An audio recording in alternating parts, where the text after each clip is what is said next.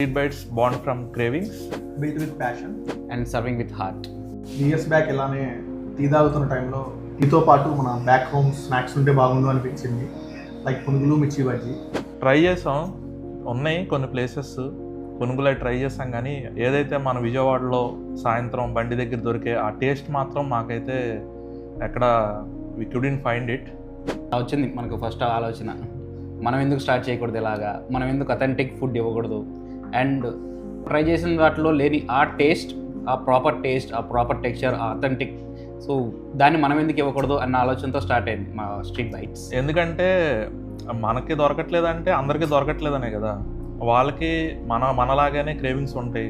ఎవరో ఒకరు స్టార్ట్ చేయాలని డేర్ తీసుకుని స్టార్ట్ చేసాం. పర్టికులర్గా నేను ఏలూరు బ్యాక్గ్రౌండ్ నుంచి వచ్చా కాబట్టి ఈ టొమాటో బజ్జీ మిక్చరు, ఈ మిక్చర్స్ అనేది చాలా న్యూ. మన తెలుగు వాళ్ళకే చాలామందికి తెలియదు, తెలిసినా మంది తెలిసి ఉంటుంది. ఆ టేస్ట్ అందరికీ మనం పరిచయం చేయాలి అని చెప్పి నేను పట్టుబట్టు మరి పెట్టించాను mixtures. And I guess we're the first one who started mixtures in Canada. Class వచ్చాక మెనూ బిల్డ్ చేసాము, ప్లేస్ చూడటం స్టార్ట్ చేసాము. స్కార్బోలో ఒక స్మాల్ లొకేషన్ ఫైండ్ చేసి first location street bite start చేసాము 2024లో. We have lot of setbacks, we have lot of hurdles, but we never gave up.